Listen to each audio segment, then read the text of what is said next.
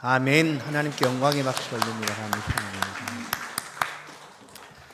우리 함께 인사 나누십시다. 하나님은 당신을 사랑하십니다. 참된 쉼 하나님의 임재라는 제목으로 말씀을 함께 나누겠습니다. 연일 그냥 불볕더위라고 하는 관측일에 가장 높은 기온을 서울이 찍고 노원구가 또 서울에서 가장 뜨거운 도시가 지방이 되어 있습니다. 그래서 이런 무더위 속에서 쉼이라는 것은 꼭 필요한 것이다. 쉼을 생각하면 나도 좀 쉬고 싶다. 어디 그 시원한 곳에 가서 좀 쉬었으면 좋겠다 하는 그런 마음이 자연스럽게 우리 가운데 다가옵니다. 사람은 쉬지 않고 끊임없이 일만 할 수가 없는 사람이죠. 쉼을 통하여 오히려 더 새로운 충전을 갖고 새로운 시작을 더 확실하게 더 잘할 수가 있게 됩니다. 그래서 우리 육체적인 쉼이 꼭 필요하기도 하고요.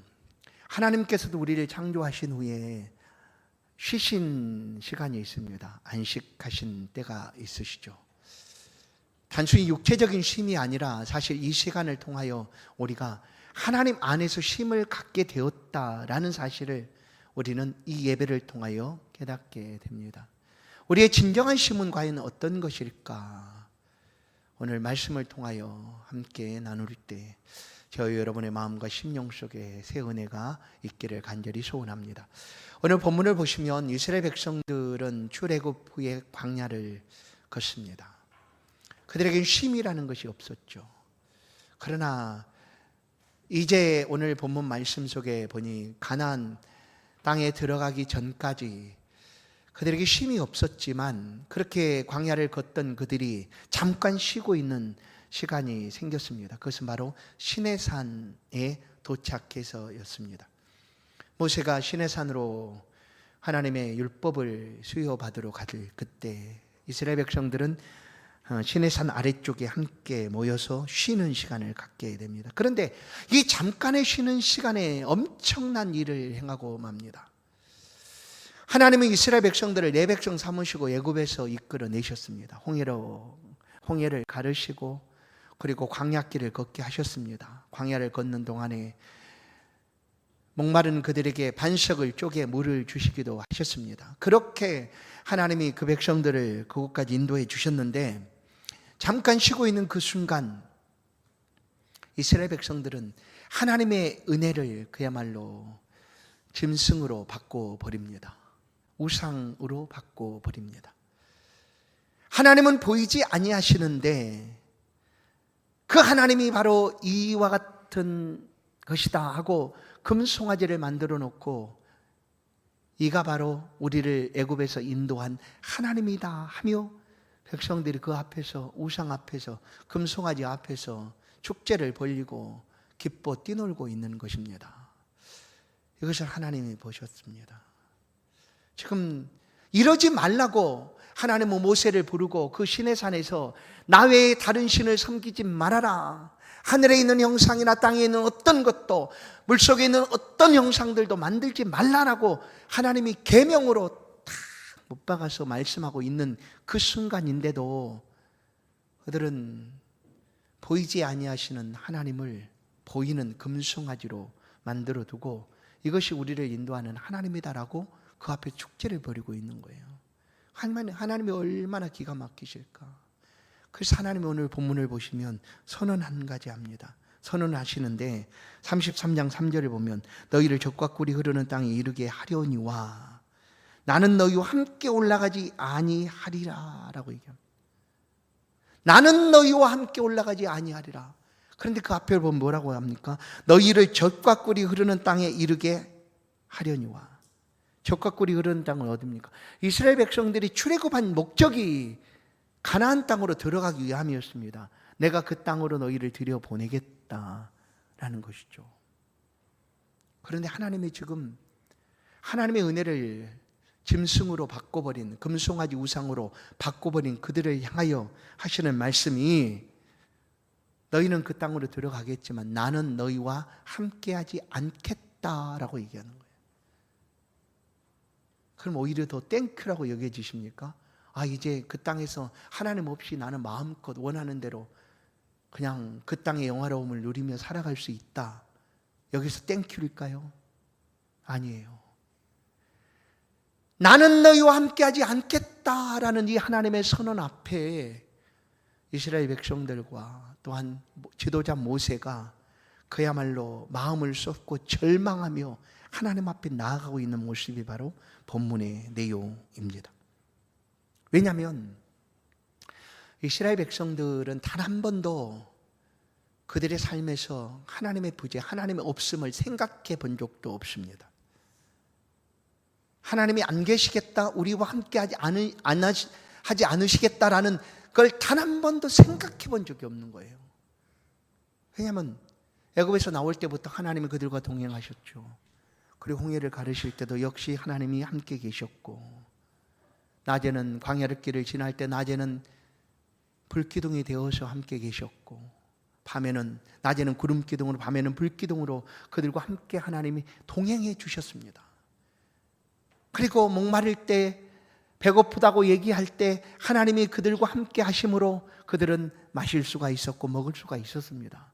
그런데 지금 그 하나님이 나는 너희와 함께 하지 않겠다라고 말하는 거예요. 하나님의 부재입니다. 단 한 번도 하나님의 없음을 생각해 본 적이 없던 그들 가운데 하나님이 함께 하지 않겠다라고 말씀하자 그들은 그 앞에서 절망합니다. 통곡합니다. 어떻게 합니까? 하는 거죠. 성도 여러분, 우리의 삶에 하나님의 부재를 경험해 본 적이 있습니까? 하나님이 안 계시는 그 상황을 우리가 느껴본 적이 있습니까? 우리의 믿음의 시작은 이 하나님으로부터 시작을 하죠. 하나님은 살아계시고 그 살아계신 하나님을 찾는 자들에게 하나님이 복 주시겠다 하는 그 약속을 붙잡고 이 믿음의 길을 걸어갑니다. 그 살아계신 하나님, 우리는 단 한 번도 의심한 적이 없습니다. 하나님은 여전히 살아계시고 나와 함께 하시고 나와 동행하시고 내가 어려울 때, 내가 부르짖을 때 내 기도를 들어주시는 분이시다라고 우리가 여겼지, 단 한 번도 내 삶에서 하나님이 사라진 하나님이 계시지 않는 그 삶을 나는 생각해 본 적이 없다라는 거예요. 그래서 이스라엘 백성들은 하나님이 함께하지 않겠다라는 그 삶 앞에 통곡하여 부르짖습니다. 하나님은 어떤 분이셨는가? 그들 가운데 하나님은 그들의 삶의 존재 목적이고 이유였습니다. 그들의 삶이었습니다. 그래서 하나님이 함께하지 않겠다라고 하는 그 사실 앞에 그들은 절망할 수밖에 없었습니다. 지도자 모세도 마찬가지였죠. 모세도 부름받은 순간부터 단 한 번도 하나님이 나와 함께하지 않는다라는 사실을 생각해 본 적이 없습니다. 미디안 광야에서 양을 치던 그에게 하나님이 다가오셨습니다. 떨기나무 불 가운데서 하나님이 모세를 부르십니다. 모세야, 모세야 라고 하나님이 부르셨습니다. 그리고 그 앞에서 모세에게 하나님이 말씀합니다. 너 애굽으로 가서 내 백성을 인도해내라. 그러자 모세가 어떻게 합니까? 하나님, 나 그럴 수 없어요. 난 그럴 만한 자격도 없어요. 그럴 능력도 없어요. 난 그럴 만한 사람이 아니에요. 나는 말도 잘 못하잖아요. 할 때 하나님이 모세에게 뭐라고 말씀하시는가? 출애굽기 33장 12절 모세가 여호와께 출애굽기 3장 11절입니다. 모세가 하나님께 아뢰되 내가 누구에게 바로에게 가며 이스라엘 자손을 애굽에서 인도하여 내리까? 하나님이 이르시되 내가 반드시 너와 함께 있으리라 라는 거예요. 내가 반드시 너와 함께 있으리라. 내가 너를 떠나지 않고 너와 동행하여 줄 것이다. 내가 있는 그곳에 나도 함께 있을 것이고 내가 말하는 그때에 내가 너와 함께 있을 것이다. 내가 반드시 너와 함께 있을 것이다 라는 거예요. 그래서 모세는 그것을 붙잡고 애굽 바로 앞에 나아간 거예요. 그런데 지금 하나님이 함께하지 않겠다고 말합니다. 단 한 번도 생각해 보지 않았던 그 일이 모세 앞에 펼쳐집니다. 그래서 모세는 회막으로 나아갑니다. 그리고 그 앞을 앞으로 나아가서 하나님 앞에 부르짖습니다. 오늘 33장 12절 모세가 여호와께 아뢰되 보시옵소서. 13절 내가 참으로 주의 목전에서 은총을 입었사오면 이 족속을 주의 백성으로 여겨 주십시오라고 얘기하는 거예요.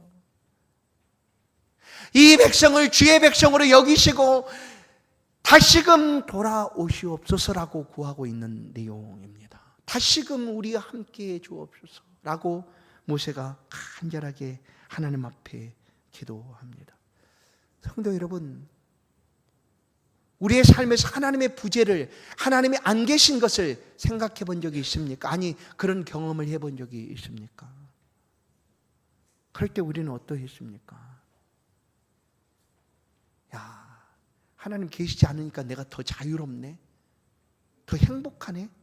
내가 원하는 대로 마음껏 할 수가 있네? 그러십니까? 아니죠. 우리도 우리의 가슴을 치며 하나님이 어찌하여 안 계십니까? 하나님 내게 돌아오십시오라고 우리가 통곡하며 하나님 앞에 구해야 되지 않습니까? 왜냐하면 하나님 없는 우리의 삶은 아무 의미가 없습니다. 하나님 없는 우리의 심 의미 없습니다. 우리의 소망 아무 의미가 없습니다. 우리의 삶의 계획을 우리가 열심과 노력을 다해서 우리의 삶을 잘 보란듯이 가꾼다 할지라도 하나님이 계시지 않는다면 그게 무슨 의미가 있겠습니까? 하나님이 없는 삶은 의미가 없습니다 하고 고백하는 것이 바로 우리들의 삶이죠. 그래서 하나님의 부재 앞에 우리도 모세처럼 이렇게 엎드려 구하여야 합니다. 어찌하여 하나님 내 기도를 들어주지 않습니까? 어찌하여 함께 계시지 않습니까? 어찌하여 나에게 다가와 주시지 않습니까? 하고 하나님 앞에 나아가야 한다라는 거예요. 모세는 이런 상황이 벌어지자 그야말로 하나님을 향하여 부르짖어 기도합니다. 하나님 지금 다시금 돌아오시옵소서. 하나님 돌아오십시오. 우리 함께 주옵소서라고 간절하게 구하고 있습니다. 그럼 왜 이와 같은 상황이 벌어졌을까? 하나님 함께하지 않겠다. 하나님의 부재의 상황이 왜 일어나게 되는가 하는 거죠. 그것은 바로 다른 것이 아니라 이스라엘 백성들이 하나님의 은혜를 금송아지 우상으로 바꿔버렸기 때문입니다. 여러분, 우리의 삶에서도 하나님이 있어야 할 자리에 다른 것이 있으면 하나님 부지하심의 그 애통함을 우리가 느낄 수밖에 없습니다.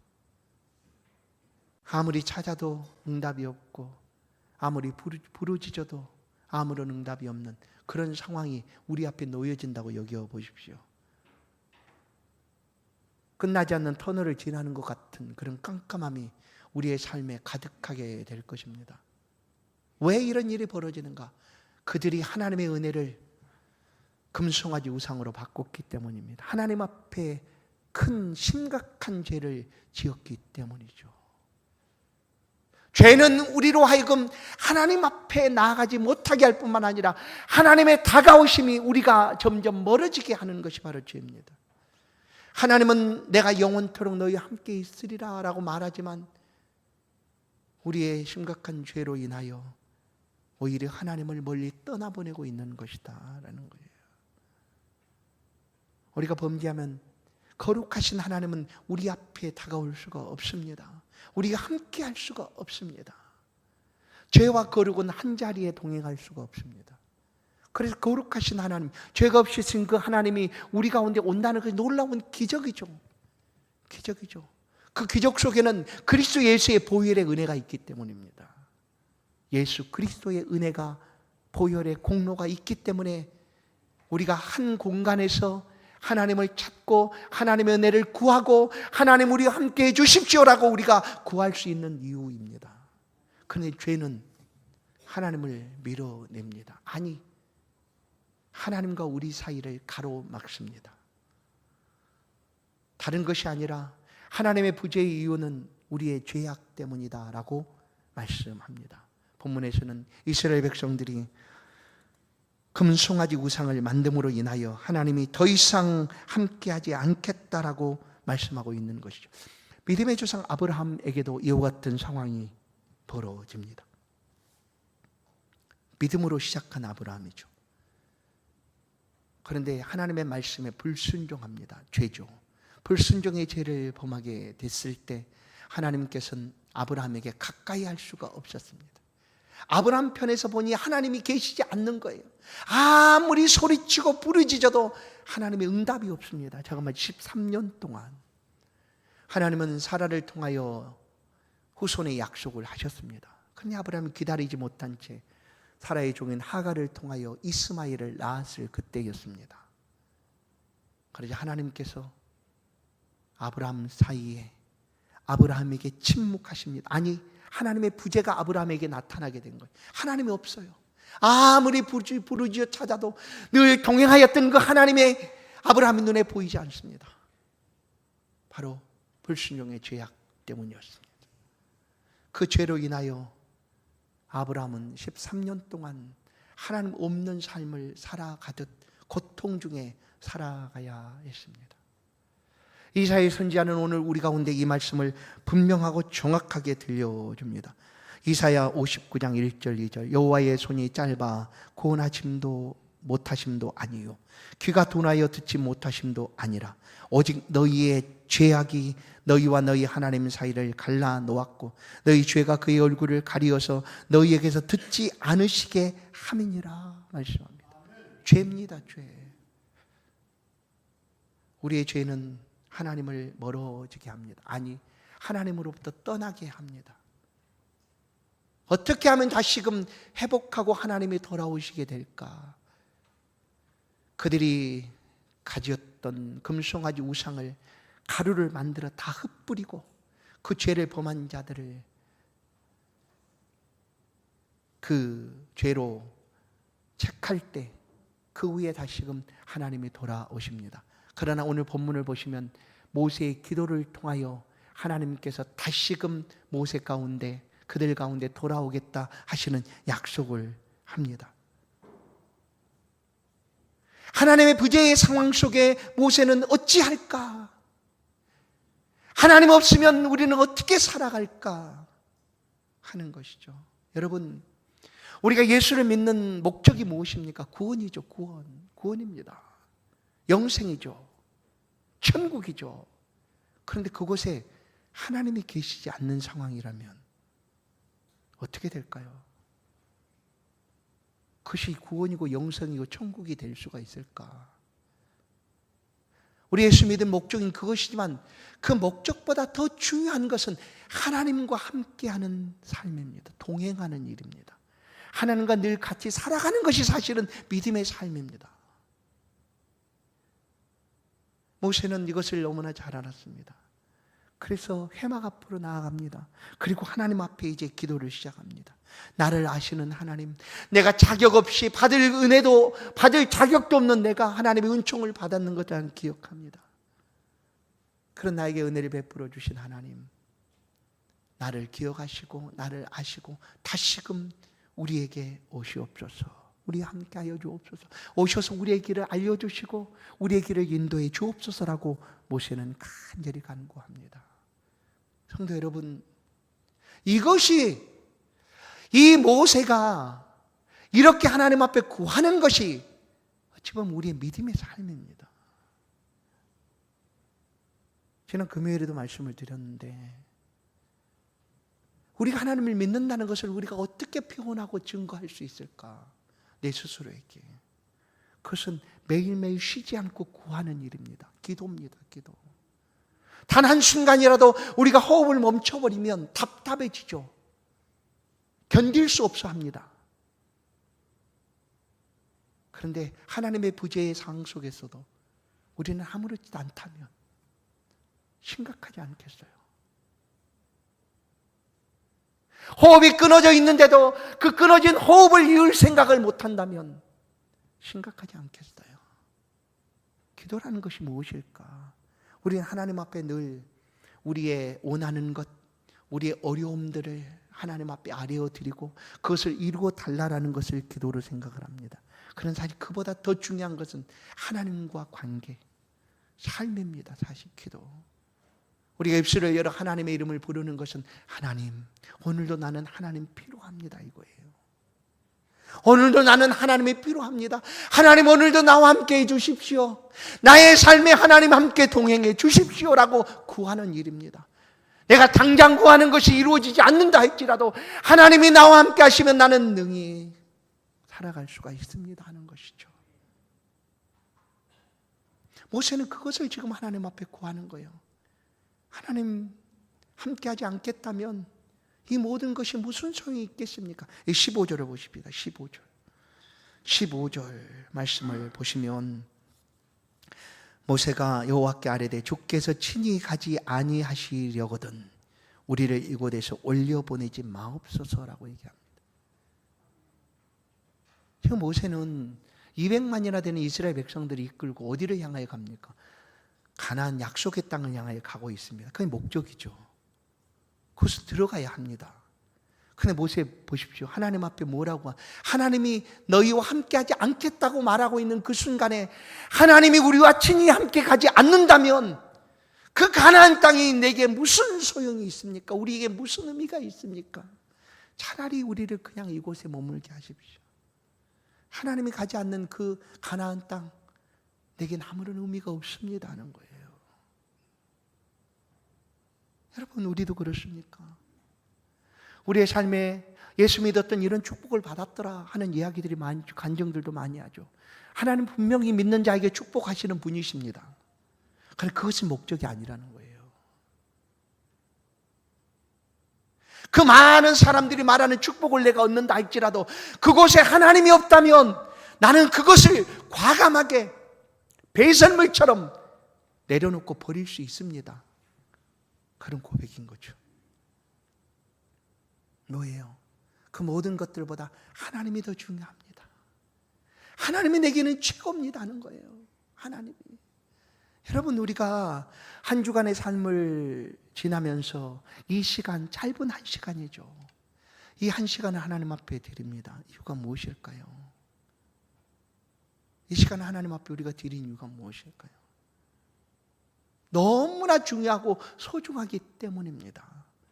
하나님을 배우는 시간이고 하나님의 은혜를 경험하는 시간이고 하나님과 대면하여 우리의 모든 사정을 아뢰는 그런 시간이기 때문에 하나님의 은혜가 임하는 시간이기 때문에 너무나 중요하게 여기는 거죠.